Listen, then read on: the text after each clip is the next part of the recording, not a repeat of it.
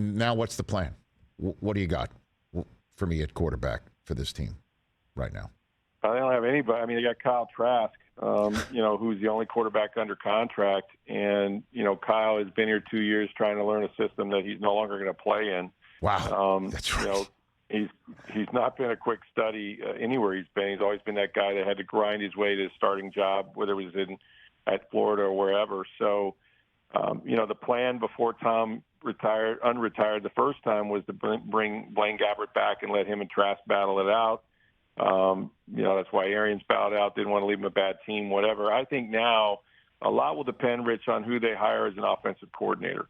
They've interviewed a lot of guys, like 7 guys. I think the guy that's probably the best for the job might be Todd Monken, although I'm not sure why he would leave Georgia after 2 national championships. But okay, he makes $2.1 million. If they gave him $3 million for 3 years, would that do it? I don't know. But the one thing I know about Todd is that he worked a year in Cleveland, loved Baker Mayfield, loves him. So do you go that route? Do you go the free agent?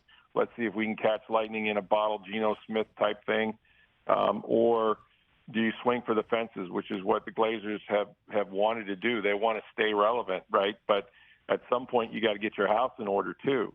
So, if Derek Carr were to not be traded and becomes a free agent sometime before March, are you trying to get him? Or, I don't think Aaron Rodgers is going to be traded to an NFC team, so that seems unlikely. There's just not a lot of great options. So having said all that, there are guys out there that they can maybe live with that will, function with the football team. But the first thing is get the cap right. They have the 19th overall pick. They have to knock it out of the park in the draft somehow. You probably would want to maybe bring a quarterback with you. I mean, that's the other thing. Stetson Bennett was very functional in Monken's offense. You don't know if that would be an option for them later in the draft. So they're looking at everything and anything, but I tend to believe that they're also going to have to, like I say, get their house in order. But it was worth it, Rich. It was worth the ride, man. This was Brady's second act. He'll always be a Patriot, and he won all those Super Bowls and played all those years there, but it was a pretty damn good second act, and I think he enjoyed his time here. And if you look at what he did, he threw for 15,000 yards or something like that, and got him to the playoffs 3 years in a row, won 2 division titles and a Super Bowl. Not too bad. Not too bad at all. It's spectacular. I mean, worth every moment, worth every ounce of getting him and, waiting out last year and, this past year and whatever the next iteration at quarterback is going to be, whoever it's going to be, worth every single dime or time spent or blood, sweat, or tear, all of it. I totally agree. But when you say big swing for the fences, I'll throw a name out. You tell me if this is totally insane or not. But, he wants to play in the state of Florida. He's from the state of Florida. I know it's not South Florida, it's Central Florida. What about going in the complete opposite direction and seeing if Lamar Jackson's available? And if the Ravens do want to somehow move on or they can't come to some agreement that this is hammered out for the next quarterback to be the exact stylistic opposite of Tom Brady. Any thoughts on that at all? Well, I mean, he would definitely fall under the big swing category. That's what I'm saying. The biggest, right? I mean, I'm kind of sitting here about what big swings. If they are interested in one, I think Rodgers never would the Packers want to trade him in conference. Lamar Jackson makes sense because he's coming from the AFC right. And he's a Florida guy. If somehow they got stuck, you'd have to make that phone call, right? See where they're at because, like I said, some of these coordinators they're looking at, like a Shea Tierney, for example, he's the quarterback's coach for the Giants. I mean, what did he do with Daniel Jones?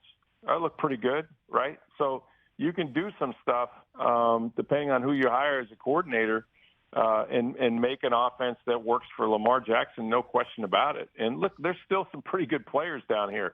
Last time I checked, even though Mike Evans will be in his 10th year, which is hard to believe, Chris Godwin will be a year removed from the ACL injury.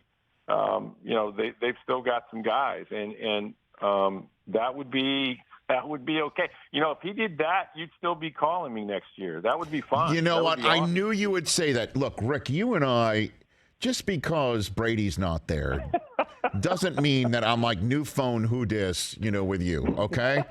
Like, I am fascinated by the Buccaneers, no matter who is the quarterback, all right?